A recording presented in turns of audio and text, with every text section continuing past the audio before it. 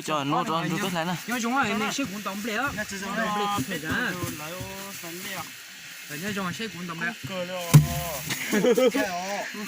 này trước đây cho bạn không ai xe em mua du thánh nó mua du thánh sao anh nhớ chúng là tóm bể cú lúc này chứ nhớ phải tao sát thìเขาnó nọ thế nữa cứ học YouTube là học YouTube chứ hết khỏi chơi thả nhà đấy chứ tôi tóm bể thế nữa chơi YouTube nữa thế khó chơi thả nhà mà phải lì hành nữa bớt sáng một buổi ở nhà đi nhưng mà không biết ta nhớ giờ thì công thay đi cho luôn bớt sáng gì nhớ thì tôi tốt ta nhớ chung à nó cái tuổi nó làm được tiền luôn cháu cũng nhiều cô làm nó từ sáng này nhìn nó yêu thọ yêu cửa xuống đấy ấy là mình sẽ cứ cả tôi chỉ tổ bước lại bây giờ chế này nó cái tuổi lại nuôi sẽ sang này cái hai cái tuổi mỏ vị tôi yêu tán số cái mảng tôi cái tuổi tôi chơi chung á để chơi chọn để nó yêu hoàn thế nó mẹ chọn chơi từ sang để làm từ chế mảng đang video cho mình sai nó yêu ở bên rằng mỏ vị giống sai hình nên nó bây chỉ cần đó ta nếu nó cứ nó chỉ biết tuổi ở mỏ vị bên cho bên lên biết tụi mùa cộng đào lên thế á nhớ giống cái chỗ kia thôi tôi này mẹ phụ thì họ mẹ ba sang can cho nhiều thiết cũ ha cũ lu YouTube sao thì lu này cả xe nó nè cũ lu bé vốn trai nè nhớ giống hả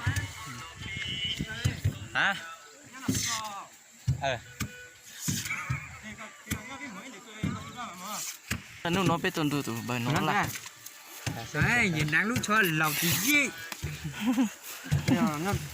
tôi mới tao tuần này sao mà ôi nó mong là kia nó chuyện à nó là gì đấy thì kiểu lúc chú hắn nó tự sát cơ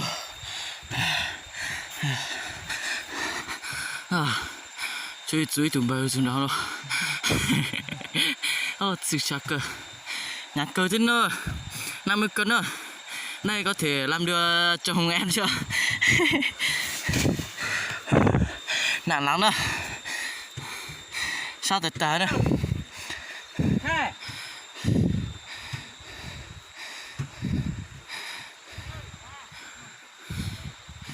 sao cởi thế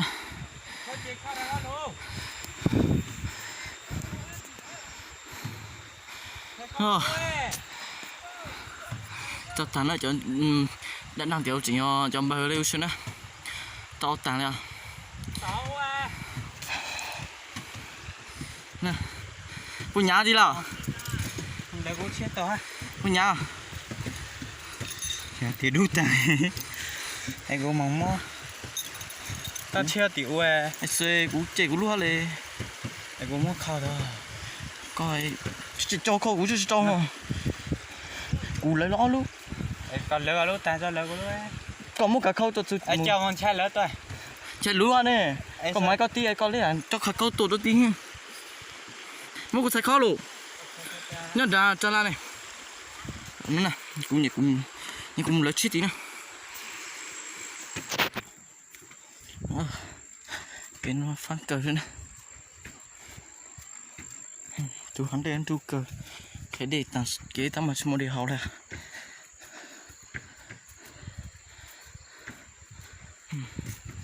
yếu chút chết rồi thả chạy một đoạn này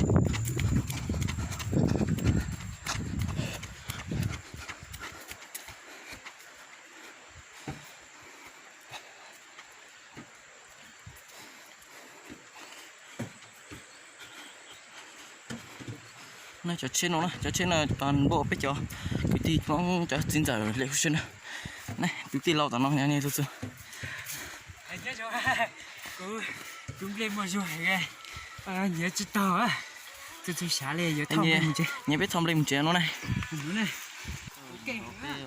biết đúng nó xuống giờ đi nó xuống nó này sao còn đây cũng bình thường lắm mà học qua giờ ta biết nó xuống ta biết được xuống nó nhớ xong à nó thì tôi đi cú của sang tàn liệu cái ít là lên mà muốn có gì lên mà muốn nè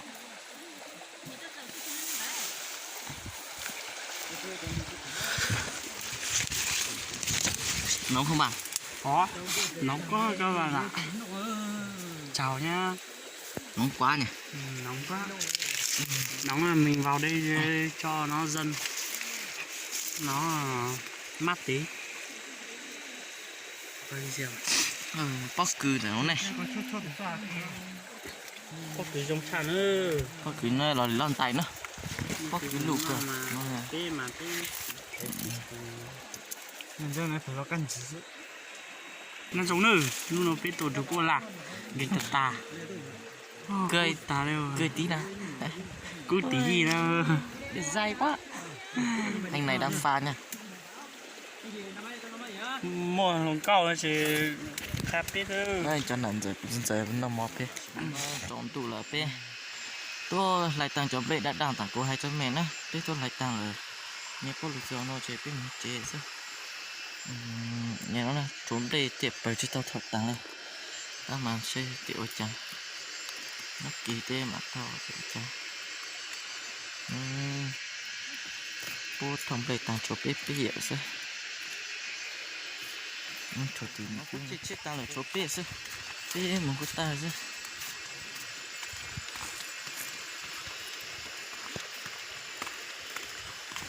Một cái tay xem mà thì một trăm lời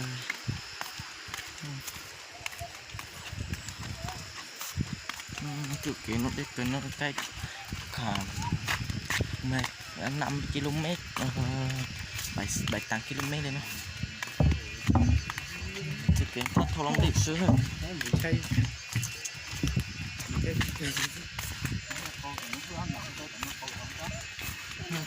chuyện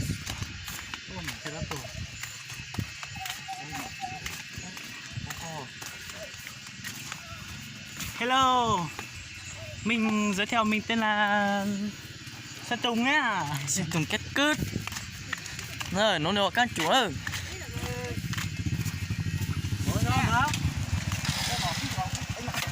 Thế ra thông lên cho thọ à? Thông lên thọ à? Cho sấy nào. Nói chung là nó thông lý nó sát thọ. Chị mới thông đi à? Cá lúa.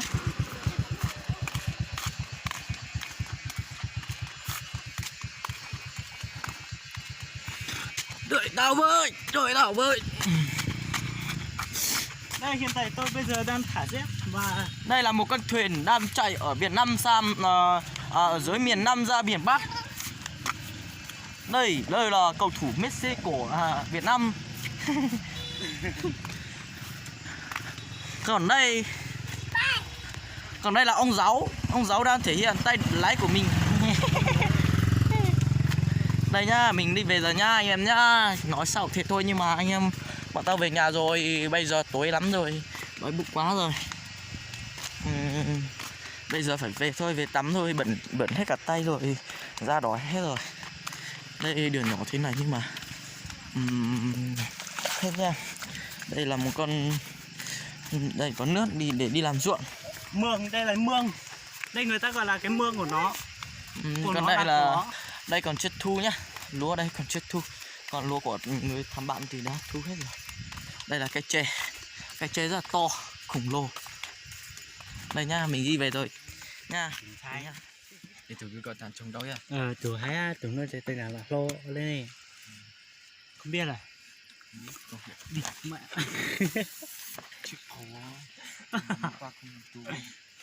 Nó phải lụt tre nữa, tụi tì nó vô thay đấu một trận ở cái xe này nhưng mà chẳng biết thế nào nữa.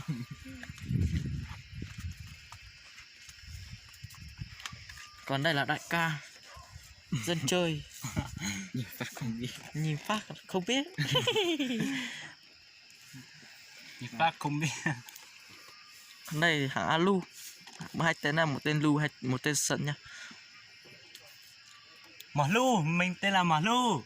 Ấy, nó gầy mông rồi. Thế á? Nhà chờ hai thằng kia chở gậu chở thóc về rồi lựa. tháng 7 kìa.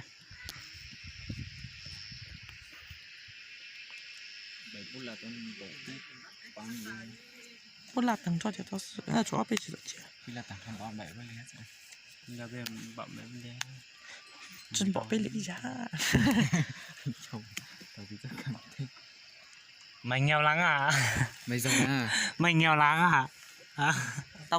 Tao giàu quá. Giàu quá, hai thở đó gì? Hai thở mấy gì? Hả? 3 giờ. 2 giờ 3 giờ công lao. Em đang lửa, đang lửa xuống. Hai thở mấy gì?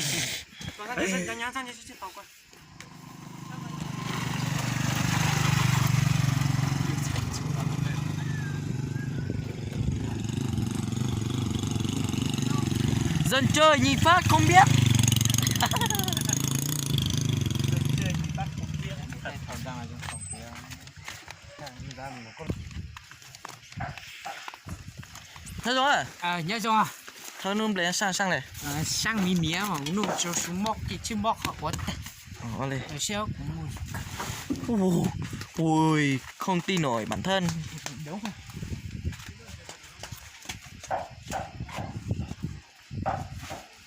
Mà kia về. Mày đi thẳng luôn nhá. Hả? Mày đi thẳng vậy luôn. Hả? Mày không về gì?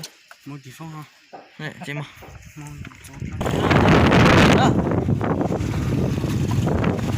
Bây giờ bị chết rồi.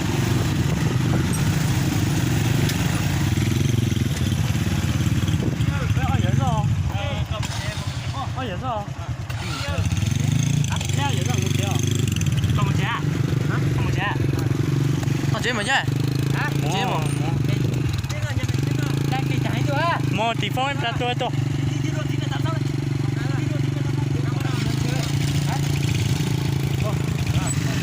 Bố đã đi luôn một tí về đằng sau nữa. Mà tỷ phong sao vậy kì? Ít lù cái đá này. Ít lù cái đá bên một cái. Chỉ cũng kể cứ chơi rồi mình. Hai bên ba bên nào không rồi. Cái đá bên chỗ. Vậy nó bên. Mà đây à? Ê quay phim.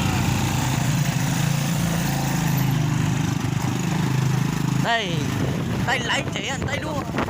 Đi về đến đoạn đường này rồi rất là cua và rất là đây là một con đường rất là xịn. Đây là con đường đua cổ đây là con đường đua cổ Việt Nam. Các bạn cũng tưởng vì mình một lần lên một con đường xịn thế này. Đây bây giờ tuổi rồi. Ôi giờ nhìn thấy gió nữa anh em ạ.